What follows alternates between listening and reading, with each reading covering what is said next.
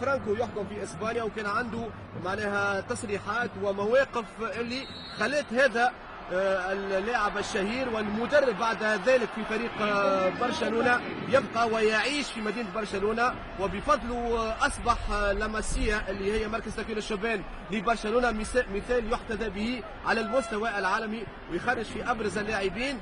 وانطلاق المباراة حاليا بين المنتخب الوطني التونسي ومنتخب كاتالوني، والكرة الأولى السريعة للتسجيل والحارس فالديز والمحاولة من أمين الشرميتي. إذا كرة أولى سريعة لصالح المنتخب الوطني التونسي في الثواني الأولى، والحارس فالديز. إذا فالديز يتألق في هذه الكرة الأولى، كانت على مستوى القائم الأول، وبكتفي اللعيبة أسامة الدراجي اللي التحق بالمنتخب ويوسف المساكني. المنتخب التونسي في الهجوم ينجم يلعب بامتياز في مثل هذا الملعب الجميل، الملعب الأولمبي لويس كومباني.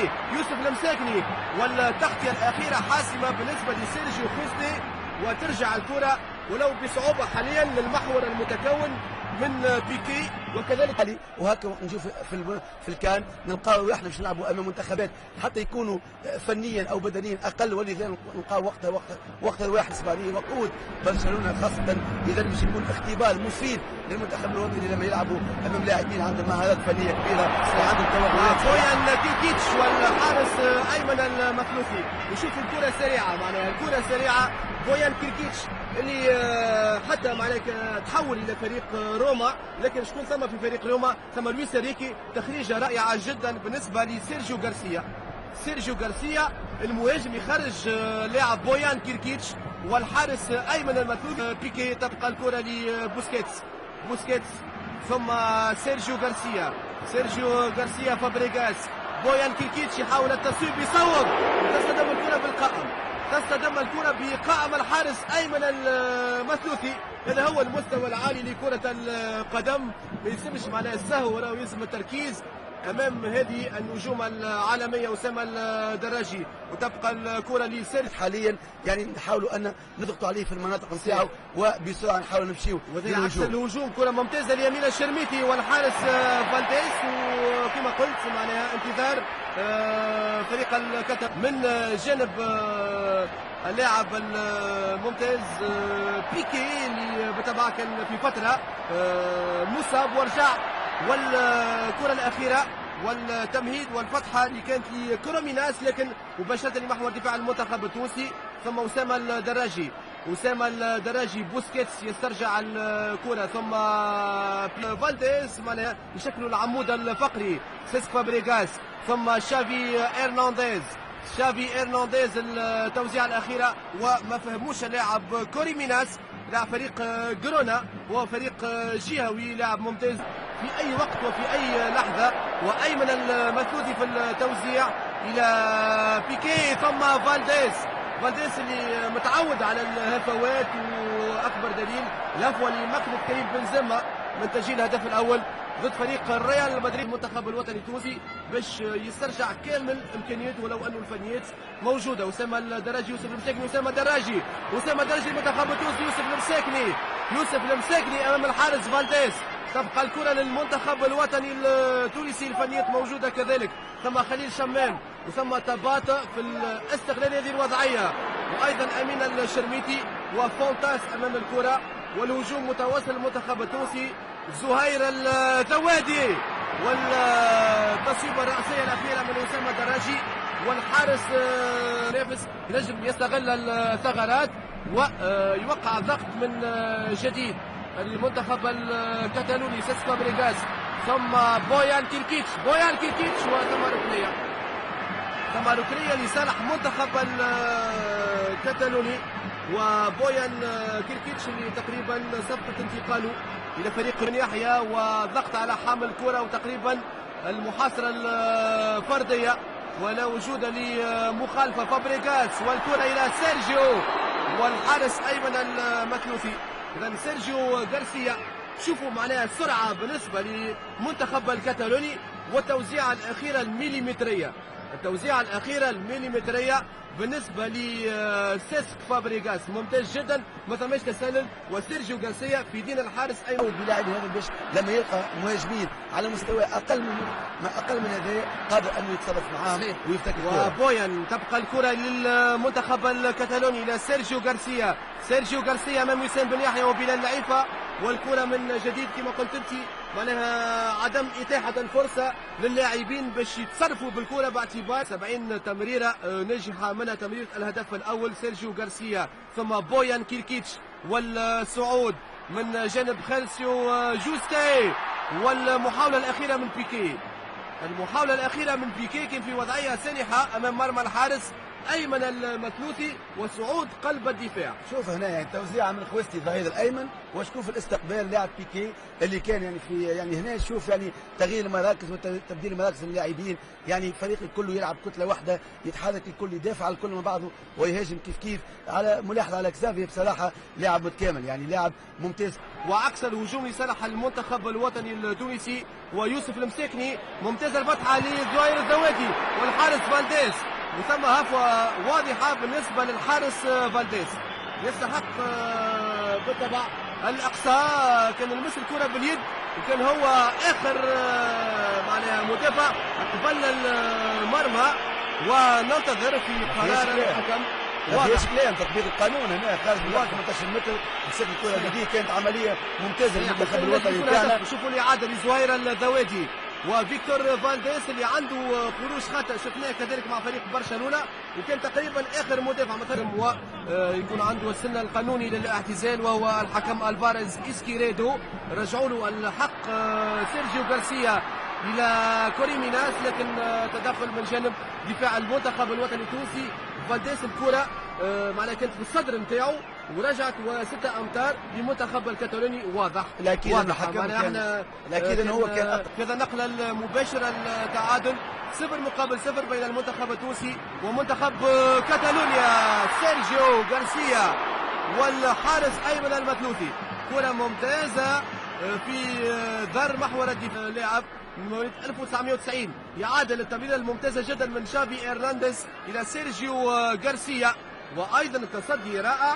نعطيه الحق لأيمن إلى كوريميناس وفابريغاس، والكرة من بوسكيتس مباشرة لدفاع المنتخب الوطني التونسي. أداء راقي بصراحة للفريق الكتالوني، ويعني نجم نقولوا ضغط كبير قاعد مسلط على دفاع المنتخب التونسي، اللي المشكلة أنه في الهجوم ما شدناش الكرة أكثر من اللازم، هذاك علاش الدفاع واللي هو يحمل الضغط، وهنا تجم تولي ثم ثغرات ونعمل الأخطاء. شكرا لك نادر. 0-0 وملتقانا مع انطلاق الشوط الثاني دائما على الوطنية الأولى المنتخب التونسي ومنتخب الكتالوني. إلى اللقاء مع انطلاق الشوط الثاني من مباراة المنتخب الكتالوني على ميدانه والمنتخب الوطني التونسي بعد المباراة الأولى ضد منتخب الباسك. لكن الشوط الأول والتعادل 0-0 بالنسبة للتشكيلة لدى الخاصة بالمنتخب الوطني التونسي.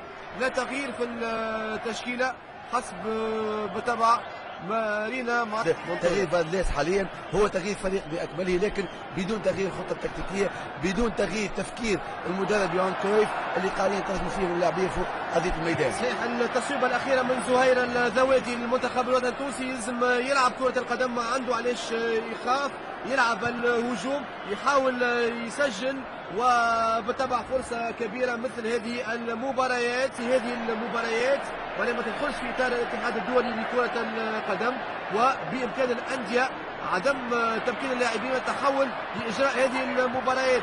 بويان ثم سيرجي روبرتو وكوينكا، والمحاولة خطيرة من كوينكا. هذا هو اللاعب الساعد كذلك، لاعب صغير السن ومن اكتشافات المسية مركز تكوين الشبان بالنسبة لفريق برشلونة. اللاعب كوينكا كذلك إلى حد الآن سجل 2 أهداف في 5 مباريات مع فريق برشلونة، وكان الامداد من سيرجي روبرتو. أصبح مارتين مونتويا وأخذ مكان سيرجيو خوستي. تبقى الكرة لمونتويا والتوزيعة ثم الكرة كانت لصالح المنتخب التونسي، وكرة ما توصلش إلى زهير الذوادي، وكوينكا صاحب نادر في نهاية كأس أفريقيا. وكوينكا الكرة مباشرة من كوينكا إلى مونتويا، التوزيع من مونتويا وبويان مباشرة للحارس أيمن المخلوفي. عودة الشيخاوي للمنتخب عودة مفيدة جدا، لأنه بصراحة لاعب صحيح غير محظوظ لأنه الإصابات تلاحقه، لكن جزاء المنتخب الوطني التونسي أمات ثم بلال العيفة. تبقى الكرة لصالح أمات الظهير الأيمن لفريق إسبانيول، والتصويبة الرأسية الأخيرة من سيرجي روبرتو أمامكم، لاعب صغير السن سيرجي روبرتو، كذلك من اللاعبين اللي موجودين في البرسا والفريق الثاني. وأمامكم بيكي يتابع هذه المباراة. أمات الظهير الأيمن والتصويبة الرأسية من سيرجي روبرتو منتخب الكتالوني. وأمامكم كوينكا نجم صاعد في فريق برشلونة، ومن جديد لاعب سيرجي روبرتو، ثم بويان سيرجي روبرتو إلى بويان والتغطية ممتازة، ويتفادى الهدف الأول أيمن عبد النور، عبد النور وتحت أنظار فابريغاس. شوف حتى التغيير، شوف الحركة بتاعه ما بيشوف الإعادة. ولي سيرجي روبرتو بلمسة إلى بويان حب يحط الكرة في الزاوية اللي قدامه، والتغطية كانت ممتازة من أيمن عبد النور. فعلا يعني الأداء قاعد يعني ممتاز من الناحية الهجومية للفريق الكتالوني، وكذلك الدفاع نتاعنا قاعد يعرف باش يتصرف مع اللاعبين هذوما، لكن عبد النور قاعد يقوم. فورنييه والكرة تبقى لبويان رغم محاولة لاسترجاع الكرة، ثم فيردو هذا هو مهاجم فريق إسبانيول، توزيعة ممتازة، والحارس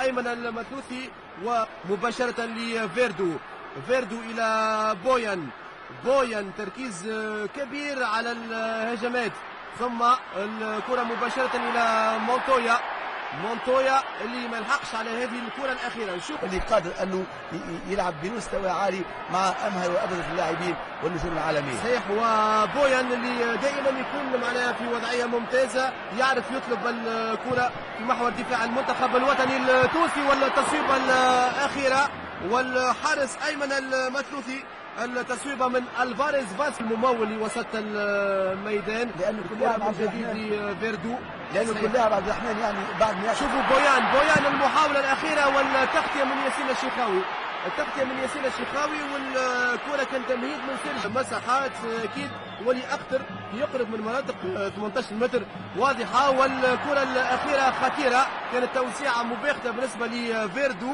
وسيرجي روبرتو. الكرة ما كانتش معناها متقنة على مستوى القائم الثاني. كرة لصالح المنتخب الوطني التونسي، والتسلل ضد عصام جمعة جديدة على أمات هو أيضا مدافع منتمي لفريق إسبانيول برشلونة، اللاعب جوردي أمات، والوضعية الأخيرة الكرة كانت سريعة، وسيرجي روبرتو والكرة في الشباك الصغيرة، وفرصة كبيرة متجددة للمنتخب الكتالوني. إذا سيرجي روبرتو يوم 3 جانفي أيضا الاستعدادات من جديد، والتحول إلى الخليج العربي في تربص ثاني هام للمنتخب الوطني التونسي. والفاريز كان في وضعية صعبة، والتوزيعة الأخيرة كانت ما تم فيها لاعب راول رودريغيز، ثم فيردو إلى كوينكا. فيردو تقريبا اقتربنا من الوقت البديل بالنسبة لهذه المباراة، ودائما 0-0. فيردو إلى كوينكا يعول على مهاراته، محاولة تجاوز أيمن عبد النور، والهفوة كبيرة بالنسبة لدفاع المنتخب الوطني التونسي. والكرة الأخيرة بالنسبة لأمات اللي كان يغالط الحارس أيمن المثلوثي. وشوفوا الكرة الأخيرة بالنسبة لمحور دفاع المنتخب الوطني التونسي، وأمات كاد يستغل هذه الوضعية ويسجل في مرمى الحارس أيمن المثلوثي. بعدها معناها هذا الفريق الكتالوني، وكذلك الجيل هذا اللي فيه معناها 13 لقب لغوارديولا بالنسبة لفريق برشلونة، من خلال 16 أيضا لقب لعب عليهم فريق برشلونة، وكوينكا مباشرة للحارس أيمن المثلوثي. وطبعا نادر، شنو الاستنتاجات بصراحة؟ والله نجم نقولوا اختبار مفيد للمنتخب الوطني، مقابله يعني طيبه خصوصا على مستوى الانضباط التكتيكي والانتشار المحكم فوق الميدان اللي كان موجود اليوم. ما ننساوش نلعبوا امام